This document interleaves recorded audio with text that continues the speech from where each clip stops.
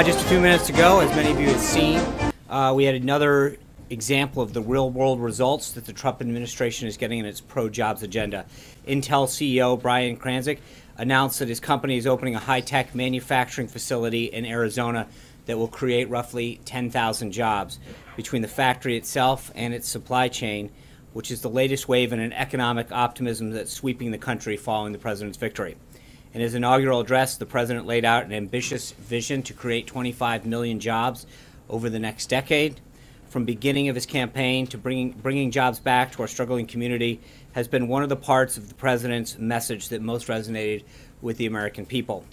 Having hired tens of thousands of people himself, the president is keenly aware of what prevents businesses from being successful in creating jobs in the current economy. President Obama, by contrast, visited the same factory site where this factory will be built during his last re-election visit in 2012, touting that government incentives that were supposed to bring back jobs that have been lost to Asia. President Trump knows that for a business, the real government incentive is the government restraining itself. For too many years, Washington has smothered industry in this country under burdensome regulation. This administration will set out to free businesses from constraints of government bureaucracy and regulation.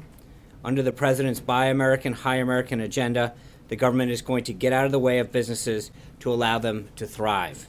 Just last week, the president signed what we've been calling the one in, two out executive order requiring that every new federal regulation that's adopted must be eliminated.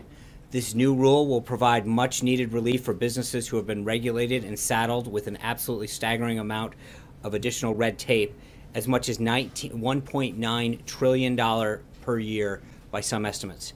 In 2014, the National Association of Manufacturers calculated that companies in every industry paid an average of $9,991 per employee to comply with federal regulations. And it's only gotten worse since that study was conducted. By relieving even a small portion of this burden, we will allow businesses to grow and hire more people. Projects that have been stalled or scuttled are being revived in anticipation of the president's pro-growth policies. Last quarter, confidence among CEOs of U.S.-based companies jumped by 4.2% points in the YPO Global Pulse survey, one of the single largest quarter gains in history. This is only the beginning of the president's agenda.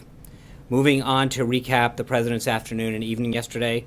As you saw, we officially announced the 24 people who will be serving in his cabinet on the White House website yesterday. The president looks forward to having all these distinguished, qualified men and women in place as heads of departments and agencies so that our government can start fully working for the American people and enacting the agenda that he brought forward during the last campaign. The president spoke with two foreign leaders yesterday. During his call with President Rajoy of Spain, the two leaders discussed our shared priorities, including efforts to eliminate ISIS. The president already additionally reiterated the United States' commitment to the North Atlantic Treaty Organization and emphasized the importance of NATO allies in sharing the burden of defense spending. President Trump also spoke with President Erdogan of Turkey, during which he conveyed U.S. support to Turkey as a strategic partner and NATO ally and welcomed Turkey's contributions to the fight against ISIS. Last night, the president had an incredibly meaningful visit with current officers who enrolled in the Green Berets qualifications course. These young men and women who will be at the tip of the spear serving our country in some of the world's most dangerous places as intelligence officers. The president told these brave young soldiers how proud he was of their commitment to risk everything to keep us safe and how humbled he was to serve as their commander-in-chief and that they could always count on him to have their back. Also yesterday, the Department of Justice presented its arguments before the Ninth Circuit Court in the case concerning the temporary restraining order on the president's national security executive order. Again, as I did yesterday, I want to emphasize that the issue before the Ninth Circuit right now is extremely narrow. The question is simply whether or not the president's executive order, which we maintain is fully lawful under the Constitution and U.S. Code, should remain in effect while the courts actually consider it on its merits. We expect the court to issue a decision on this matter soon, and we will have a statement once that's done. Today, the president spoke before the major cities' police chiefs and the major county sheriffs' winter conference. In his remarks, the president reiterated his commitment to a great national partnership between his administration and law enforcement. While there are many things that the federal government can do to improve safety in our communities, it truly rests with the police officers, sheriffs, and deputies who risk their lives every day on our streets. And their mission is critical to the future of this country. These brave men and women have a true friend in the White House. And as the President said many times, we must protect those who protect us. He will continue to do that throughout his administration. Later this afternoon, the President will participate in a standing legislative strategy meeting of his team here. The team has been working around the clock to engage lawmakers and get the President's agenda moving through Congress.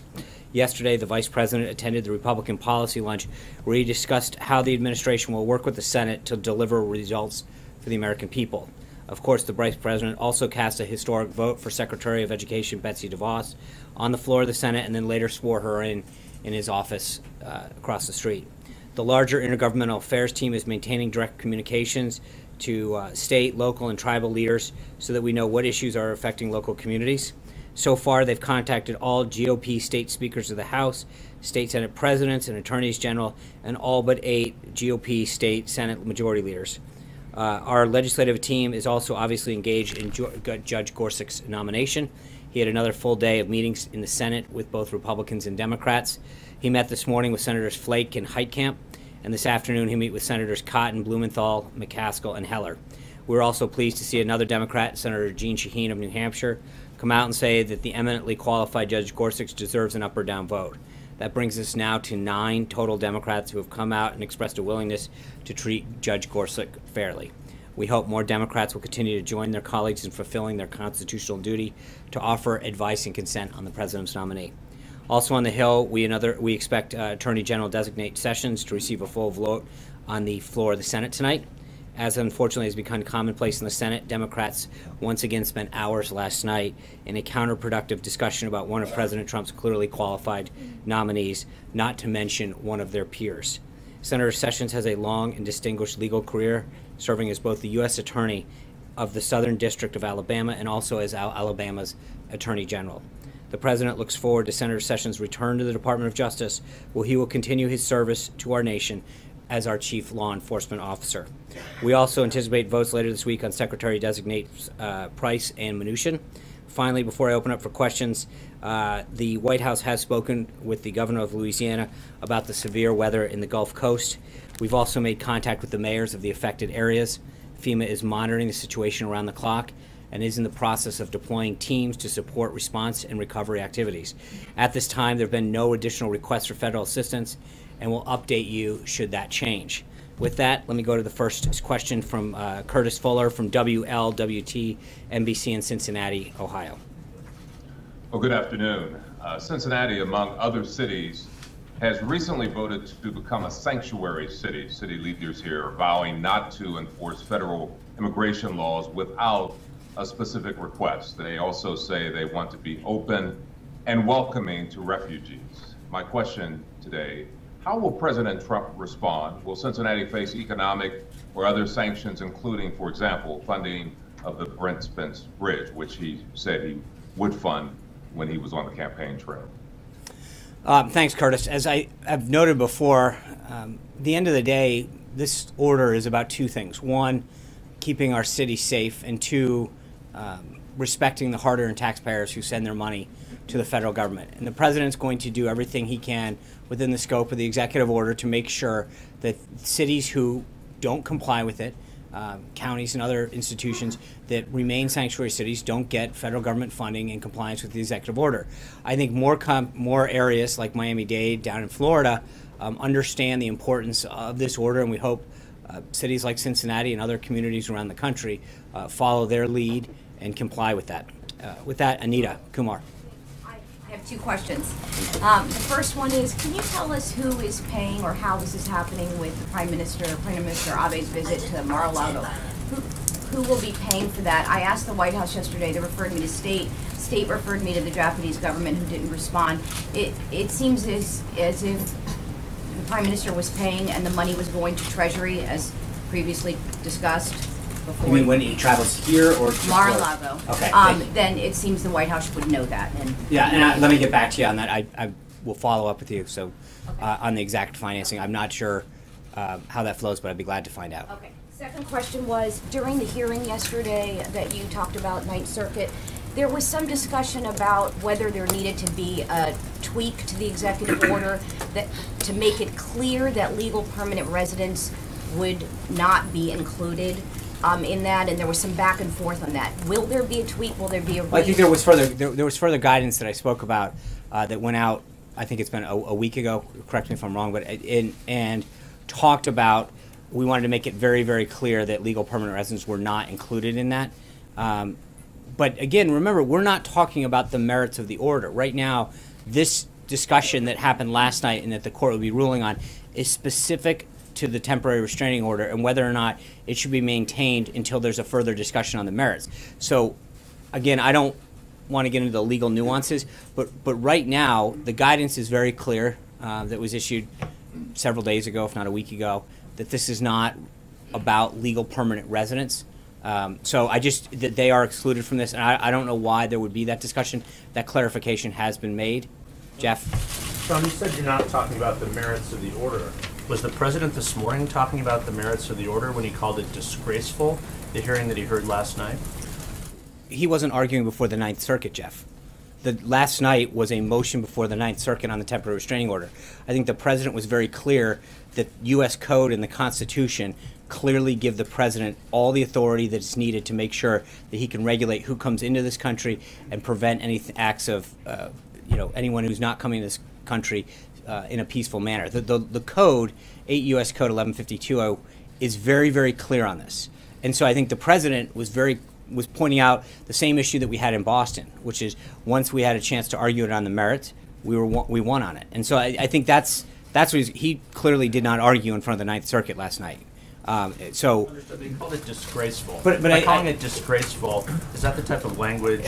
I think the president, when you look at the U.S. Code and how clear it's written and the authority and power it gives the president to do what is necessary to keep this country safe and regulate who comes into this country, I think it's a very, very clear reading. And the president was very, I think he further went on and said it doesn't matter what level of education you're at. I don't think you could misread this. So I think an appointee. I think he was very clear with Jeff. So thank you, Daniel Halper.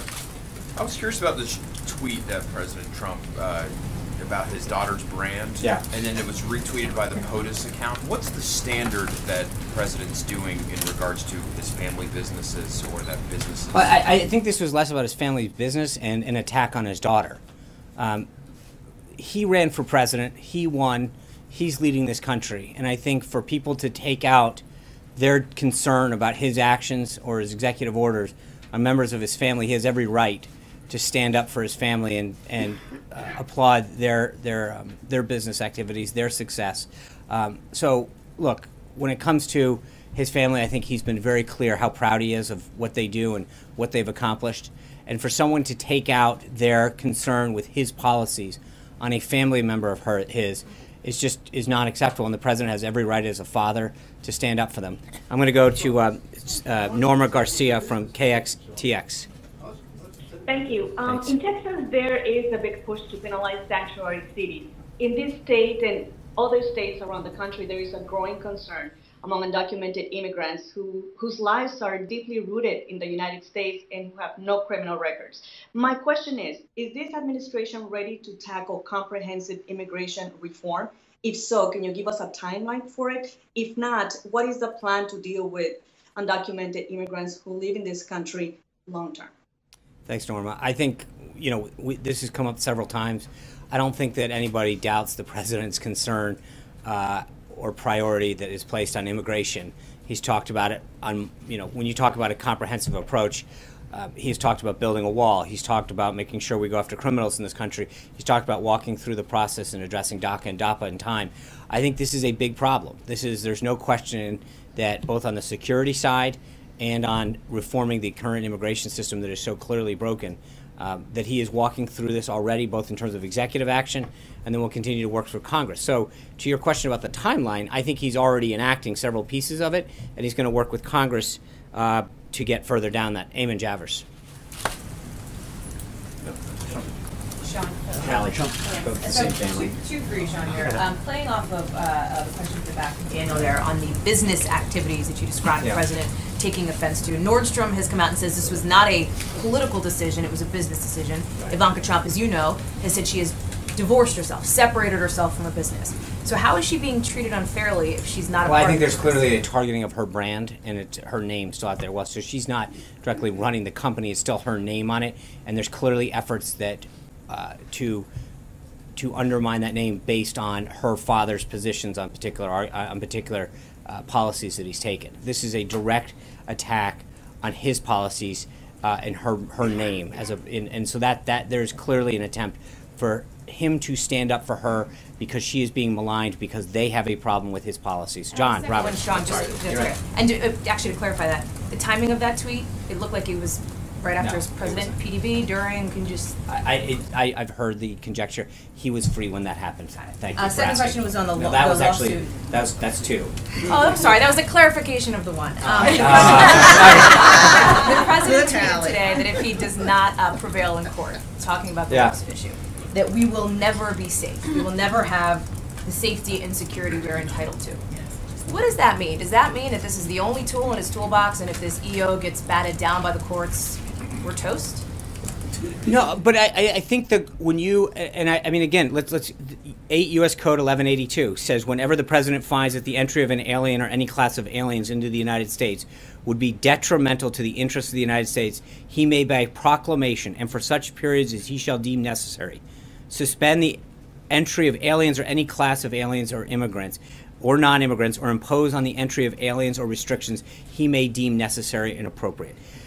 I guess at some point, if you don't look at that statute and say that the president has the power that Congress and the president have deemed necessary to keep this country safe, you've got to wonder how far you're going to allow that to get eroded.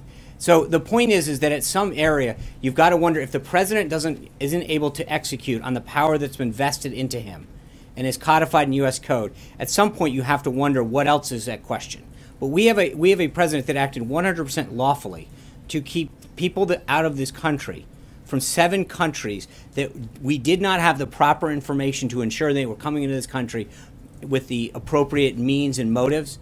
If at some point the president doesn't have the power, as given to him in law, to protect this country, I think that really questions what a slippery slope we're on. John. Sean, Of course. the president said this morning that he paid very close attention to the arguments before the last night. Yeah. Was he happy with the presentation that the DOJ attorney August Flenge made? There was some concern by supporters of this extreme vetting program that he wasn't strong enough.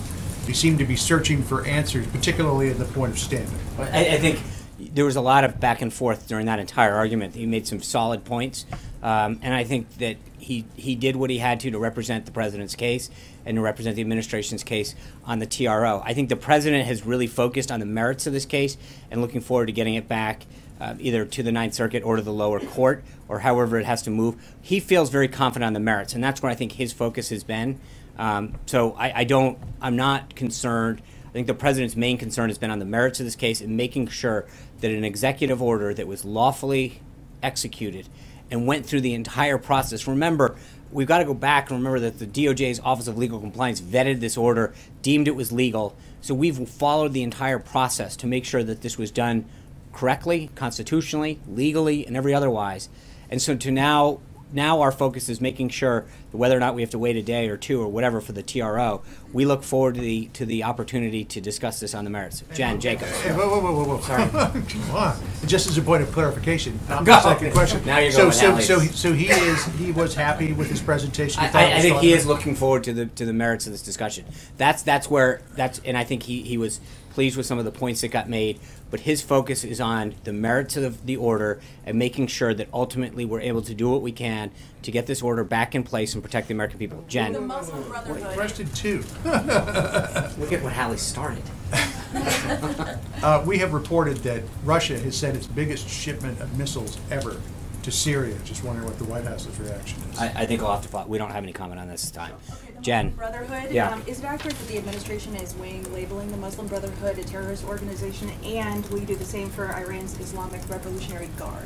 I think there's no one that can question the president's commitment to fully attacking and addressing the threat that we face by radical Islamic terrorism. He has been made very clear during the campaign that the first step is understanding, knowing, and proclaiming who the enemy is, and he's going to do whatever it takes. That being said, I'm not going to get ahead of any announcements that we may or may not have coming in the near future, but make no mistake, the president understands the threat that our nation faces, and he's going to do everything he can to attack it, root it out, and destroy it. Cecilia. Thank you. The president also said today that in the last 2 weeks, he's learned a lot, and that terrorism is a far greater threat than people understand.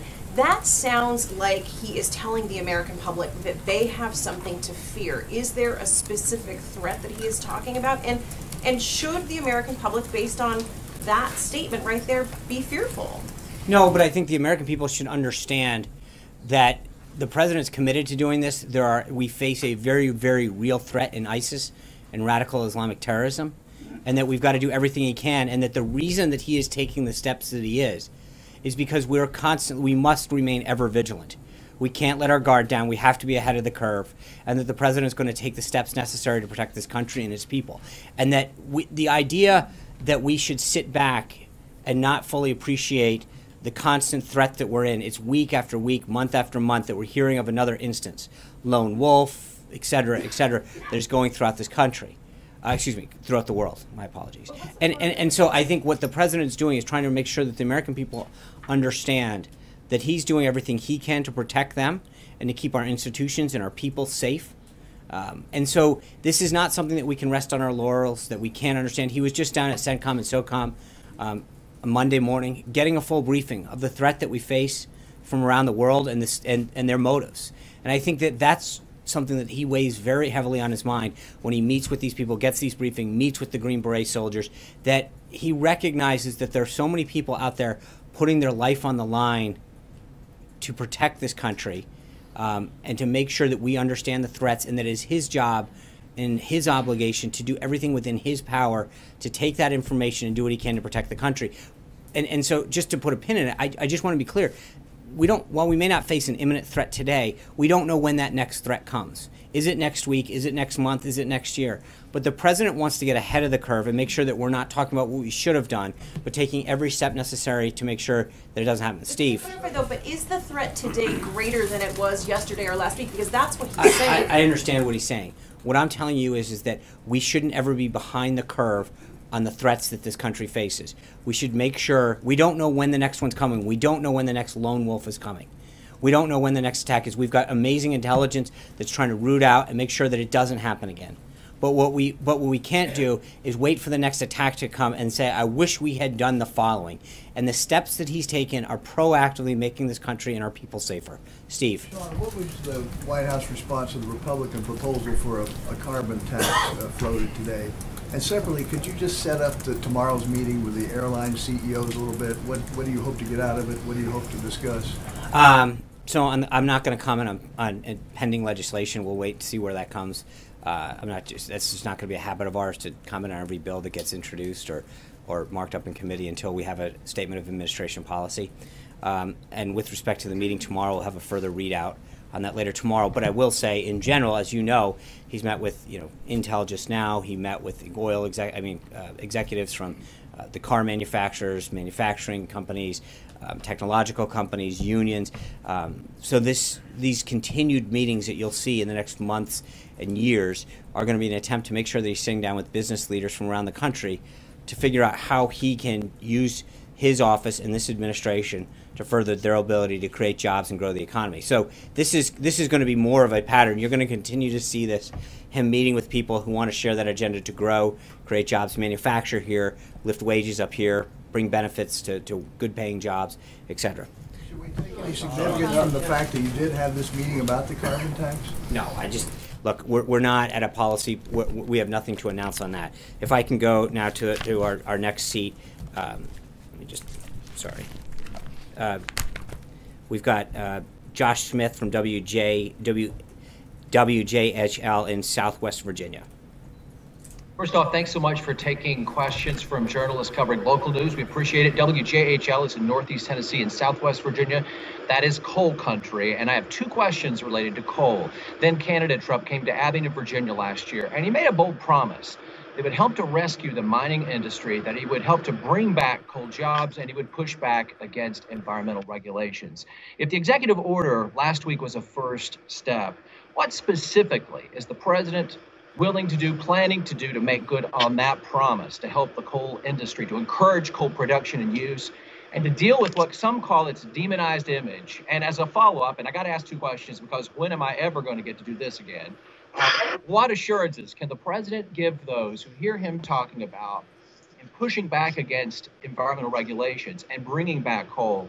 What assurances can he give those who are very worried about the impact on the environment? Well, I think that there's this I mean, I think when you hear him talk about coal specifically, it's under the guise of clean coal. And I think the technology that we're able to utilize these days make it one of the cleanest uses of technology that we have. And the president's point is that as we bring back this industry, we can do it in a way that is environmentally friendly and it becomes a great and greater energy source for us. Just the other day, the Department of Energy noted that we expect, I think it's about a 3% increase in coal production in this country, which is a noticeable reverse of where it's been in the past. You mentioned the executive order and the talk that the president's had over the past year or so about his desire to bring back coal. Largely, that has to do with regulation that the EPA has put on existing coal plants that have ensured that they couldn't operate in an effective way to stay open. I think the president's working with industry to roll back a lot of that and do it in a way that's environmental friendly. And I think that you can do that utilizing the technology we have and harness the power of clean coal, Josh. Thanks. Kristen. Sean, I just want to know. Okay. Yemen has withdrawn permission for the United States to run special operations ground missions against suspected terrorists in the wake of the recent raid there that claimed so many civilian lives. Does that not undercut the administration's ability to fight terrorism in that region? And do you stand by your assessment that it's a success? Absolutely. Well, I'll take the last one first. It's absolutely a success. And I think anyone who would suggest it's not a success does disservice to the life of Chief Ryan Owens. He fought knowing what was at stake in that mission. And anybody who would suggest otherwise doesn't fully appreciate how successful that mission was, what the information that they were able to retrieve was, and how that will help prevent future terrorist attacks. I understand that. I think my statement's very clear on that, Kristen. I think anybody who undermines the success of that raid owes an apology and a disservice to the life of Chief Owens. Hold on, Kristen, can I answer the question? I'm answering the question. Please let me finish. The raid, the action that was taken in Yemen was a huge success. American lives will be saved because of it. Future attacks will be prevented. The life of Chief Ryan Owens was done in service to this country, and we owe him and his family a great debt for the information that we received during that raid. I think any suggestion otherwise is a disservice to his courageous life and the actions that he just took. Full stop. With respect, I'm sorry, what was the first part? Is that your message to Senator John McCain? That's my message to anybody who says that. Anybody. I don't know how much clearer I can be, Kristen. Hunter Walker. Yes, thank you, Sean. This morning, President Trump asked local law enforcement officials to help assist with deportations. If he doesn't get the cooperation he's hoping for, does he plan to have DHS and CBP proactively begin deportations of undocumented criminals in the border zone? Well, I think that, look, when you talk about immigration and what he's doing, whether it's the wall or enforcing existing regulations or visa reform, I don't think anybody questions the president's commitment to border security and immigration reform. In fact, it's usually quite the opposite.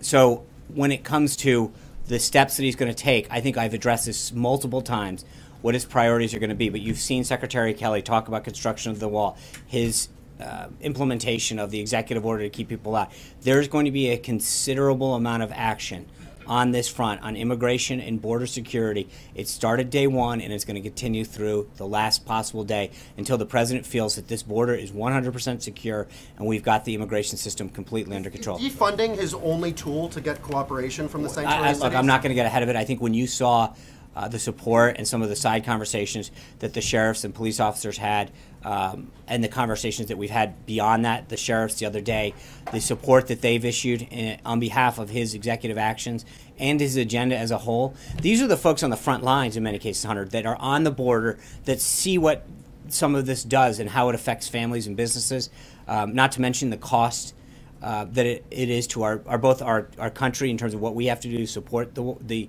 immigration at our southern border in particular, but also the cost that it has on our economy and on jobs.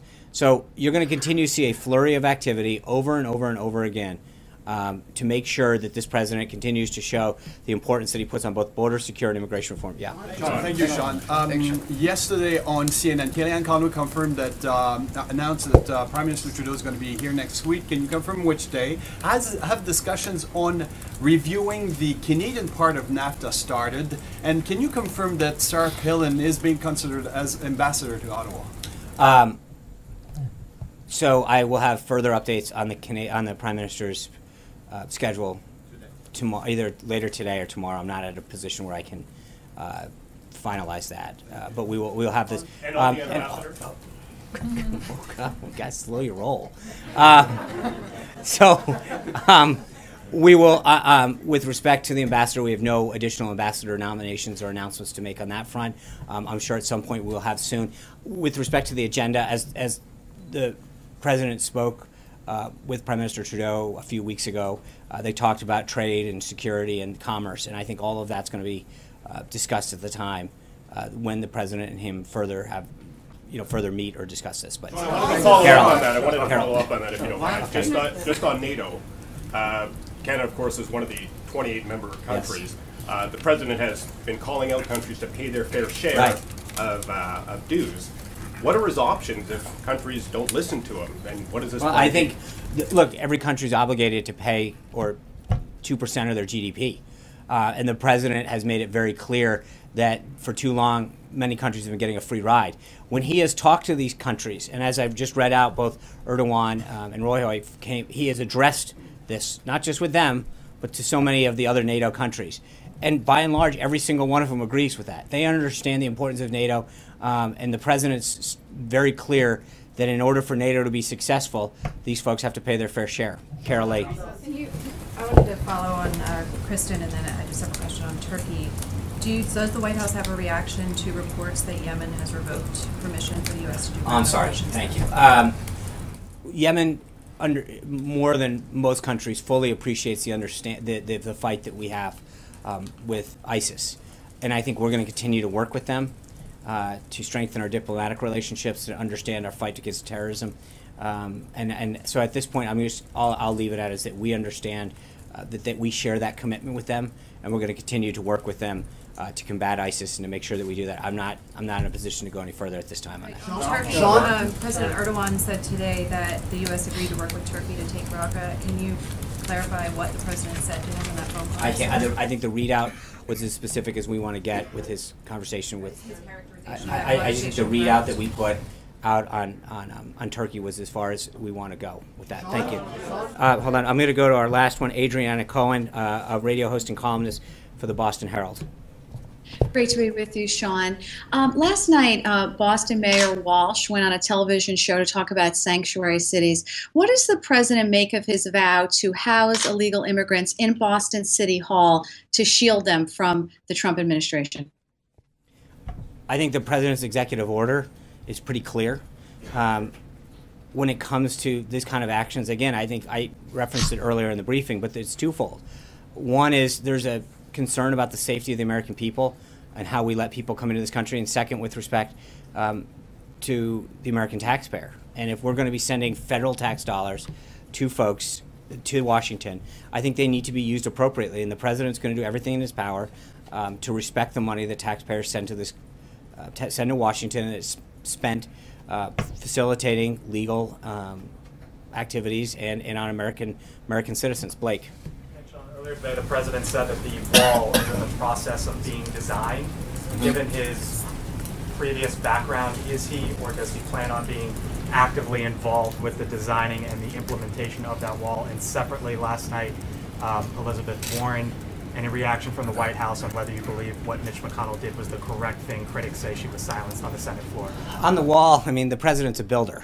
He understands, and I think he's going to make sure that as this project moves forward, that he's going to stay in close touch with Secretary Kelly to make sure that it fits his specs.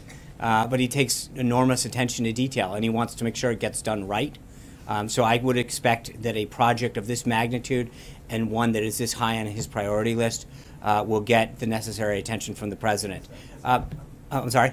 Senator Warren last night. Yeah, look, I would refer you back to Senate rules. I mean, this is not something that we tend to discuss here. I'll leave it to Senator McConnell and the Senate to discuss Senate rules. Yeah. I sort of follow up again on Yemen. Yeah. I'm just not sure exactly what you're trying to say here.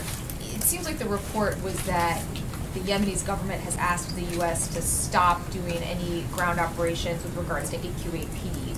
Is that the request that you got from the Yemeni government? I will have further information on that going forward. I think we are in touch with Yemeni officials.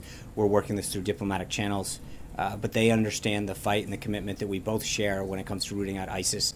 And I'll have more information on that. Yeah. Can I just ask on the president's tweet, Hallie had mentioned one part of it. The other part of it this morning was that there's been a big increase in traffic to the U.S. from certain areas. Can you say what certain areas he's referring to and what data is he leaning on? I'll get back to you on that. I've got to pull the data field on that. Margaret, yeah. Two questions. Turkey. Did the president dispatch the CIA director to Turkey, as Turkish reports are saying right now? I just saw the CIA director, so if it happened, it hasn't happened in the last hour. Okay, the rest of that question was about, this is part one, about Gulen, whether there was discussion of extraditing Fethullah Gulen, who as Turkey views as a terrorist. I have nothing further than to read out at this time. So, on the second question though was about your statement. We don't know when the next lone wolf is coming. Right. I believe, based on numbers, that the vast majority of lone wolf attacks in this country have been carried out by people who are either American-born, or naturalized American citizens. So, what specifically are you referring to there, and what is the I guess my question, Margaret, doing about those who are radicalized? We've had, I think there's at least, just for example, within the 7 countries that we've talked about, there's at least 20 some odd people that over the last few years have come into this country and been convicted of or charged with acts of terrorism. So the people who are lone wolves and radicalized. I understand that, but what I'm getting at is, you don't know, I don't know, when is the next act, who's going to commit it, how are they going to commit it. The point is that you don't look at odds and say, hey, let's play the odds on American lives. You do exactly what you can to prevent any attack from occurring. And so, I think you can go through any system and say, when was the last time that somebody committed a shoe bomb, and so let's not take shoes off. The TSA, no, I get what you're asking. You're asking, when is the next terrorist attack, and we don't know. No, what is being done about people who are radicalized in the basement in front of the computer screen who are right, and I think the president's looking, right, and I think the president has asked both for a plan to defeat ISIS from stuff that is coming in from this, and he's taking steps, but he's also looking at working with the FBI and domestic intelligence agencies to gather the best information we can to prevent acts on our soil from people that wherever they may be. So something more is being done on that but front that we haven't heard about. He has tasked the FBI. It is a whole of government approach to what's going on. We're not looking at this myopically and just saying these are the 7 countries.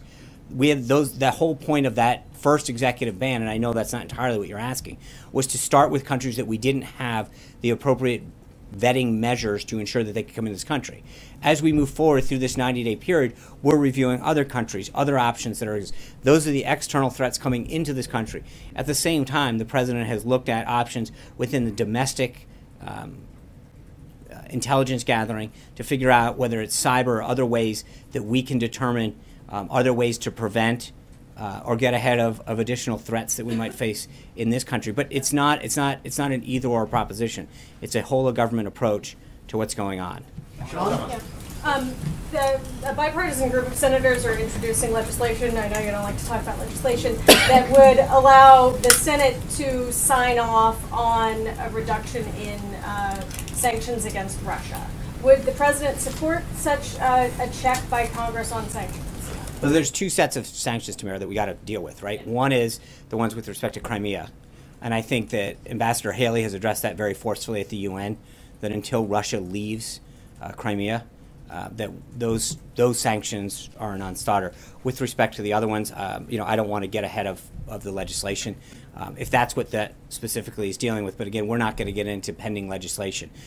With respect to the sanctions that specifically deal with Ukraine and Crimea, I think Ambassador Haley has spoken very, very clearly about them. Yeah. Sean, thanks. The President said this morning in his address to the law enforcement officials that they'll have a zero-tolerance policy for attacks attacks against law enforcement officers. As a specific policy proposals, what does that mean exactly? More death penalty cases on the federal level? What does he mean? I think that what the president said, not just yesterday with his meeting with the sheriffs, but then today, is that he wants them to understand that he is a true friend.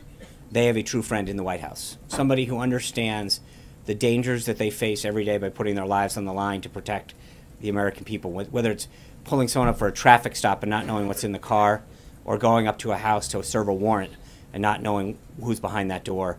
These men and women every day in and day out are willing to put their lives on the line and make huge sacrifices.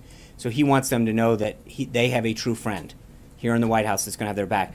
How that manifests itself going forward, I don't, I think the president will have further details as that moves forward. But for right now, I think his number one message to them was, you've got a friend, he's got your back, let's do what we can to get these cities. I think the other thing that was important is that, he mentioned Chicago. Their crime rate, their murder rate's up 45, 50%. And in so many of these cities, it's up. It's unacceptable. And I think the president is disgusted that so many American lives are taken, injured, whatever, that we can't walk down the streets of our own cities in safety. And I think he wants to make sure that they understand his commitment, not just to preventing acts of terrorism from coming into this country, but also that whether it's gang violence or whatever, that people feel safe and that the law enforcement is empowered to do what it can to keep our country, our community safe, to work with communities, to establish policies that both respect our citizens, but do so in a way that makes them feel safe and allows them to drive and walk down the streets of our city. Charlie. Yeah, journalist Matt Drudge tweeted today that the Republican Party should be sued for fraud. Basically upset about the lack of any legislation to repeal Obamacare or any tax cut legislation. So what's your message to him and anyone else who's worried about sort of the big push in the beginning, who might be concerned that that momentum is stalling? I think it's hardly stalling. I think it's a mammoth thing to repeal and replace. I think there's no question the president's commitment to doing this. You've heard Speaker Ryan talk about how we should be able to have this wrapped up by the end of the year. It's a big bill. It got jammed through, and it was very sweeping. And we're talking about 1/5 of our economy. We can either do it quickly, as the Democrats did, and end up with a monstrosity where premiums go up, access is limited, or we can do it right. And I think the president, while he wants to get this done as soon as possible and understand what's at stake, he wants to do it right. He understands how important health care is to American families and individuals. And so his goal is to get it done right and have an outcome that achieves the goals that it sets out to do. That's it, plain and simple. April. Sean, I have a series of questions. I want to go. Look what you started, Hallie Jackson. Don't blame it on Hallie, okay? But going back to the issue of policing, what happens when there is a situation, you're talking about good policing, but what happens when there are situations that we've seen over the last few years that have been highlighted with this accountability piece with cameras? What happens when there is bad policing? What does and this we have to deal with it. I mean, I think the president wants to do what he can, but again, I think you're right. We've got to have good policing. But he wants to stand with them, talk about how we can do proper training, what kind of funding they need to do their job better. In so many cases, the police are asking for the resources because they've become fearful of making routine stops by preventing it. So I think it's working with the police, integrating those kind of back and forth, and having a dialogue in communities to make sure that we're doing it, as you put it, like in a way that instills confidence in our citizens and our communities. But we can do this right, and we can make sure. Either or, though? No, absolutely not. Okay. No. We've got to do this. Look, police officers from around this country, on a daily basis, put their lives out there, and I think that they want to keep communities safe. Like teachers, they entered this no cop signs up or sheriff because of the money. Like teachers, they do it because they care about this community, they care about making this country better, their community better. But I think in return, they should be provided the resources and policies they need to do their job well, and to do so that ensures that we have this back and forth dialogue with the American people that continues to earn the respect that they deserve for the sacrifice they're making. The next question. Really How many do we got, just so I... maybe three more. No. It's Black History Month, let me go. All right. So look, all right. You can play that once. I got a couple more days. All right. So listen, on the issue of last evening with Elizabeth Warren, Coretta Scott King, these words, I want to get your reaction to these words that were not allowed. Mr. Sessions has used the awesome power of his office to chill the free exercise of the vote by black citizens in the district he now seeks to serve as a federal judge. And she's basically saying that Sessions has an indifference towards criminal violations of civil rights laws. What do you say to that? Well, obviously, we have a lot of respect for her and the sacrifices that she made, and the sacrifices that, frankly, she endured in her life. But I would respectfully disagree with her assessment of Senator Sessions then and now. His record on civil and voting rights, I think, is outstanding. And like Arlen Specter, the late Arlen Specter, I can only hope that if she was still with us today, that after getting to know him and to see his record and his commitment to voting and civil rights, that she would share the same view that Senator Specter did, where he said, although I voted against him, getting to know the man that is now, I regret that vote. And I would hope that if she was still with us today, that she would share that sentiment, because Senator Sessions' record, both as U.S. Attorney for Alabama, as Attorney General, and as Senator, has been one that has stood up for voting rights. He prosecuted the Klan. He stood up for Coretta Scott King getting the getting the gold medal. He has been a tireless advocate of voting and civil rights throughout his career. And I would just hope that if she was still with us today, that she would share the sentiments of former Senator Specter.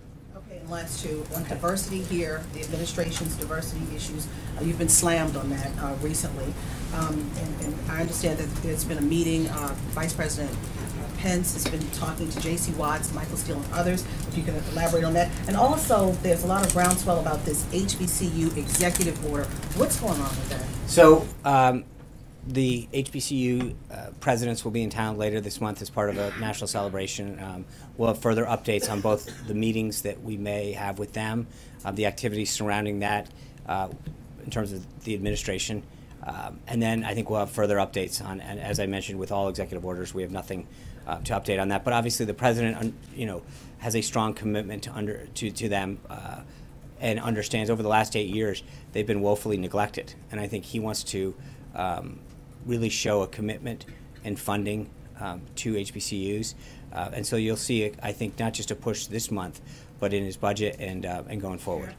Parent Plus loans, Pell Grants, is that what you're talking about? I think his budget will address a lot of these issues. The diversity piece. And I think, look, we're going to continue to reach out to a lot of folks to get their ideas and their input. I think he's shown that both through the transition and now, but we're going to continue to reach out to people of different backgrounds, of different color, of different gender, of different economic, socioeconomic, of different industry, of different parties. The president, I think, continues to show a desire to reach out and talk to people who I think share an agenda of moving the country forward, and doesn't really care about their background, their voting history, any of those other ideological traits. If they share a commitment to moving this country forward and lifting people up, that's his end of the thing. Thanks.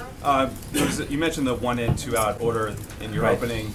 There was a lawsuit filed in federal court this morning challenging that lawsuit. Is the White House aware of that, and what's your response to it? Well, I think the lawsuit presumes a lot of outcomes that are widely inaccurate. I think that it presumes that certain things would be part of the 1 out. The bottom line is that over-regulation has stemmed economic growth and job creation.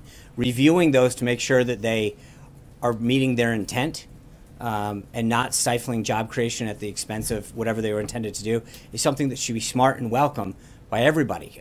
The idea that we're willy-nilly just allowing regulations to occur, but the lawsuit specifically is wildly inaccurate. It makes a ton of assumptions that call for speculation on what may or may not happen in the future, and that's highly, it's just subjective at best and doesn't have any basis in fact. Thank you guys. Look forward to seeing you tomorrow. I know, I see him tomorrow.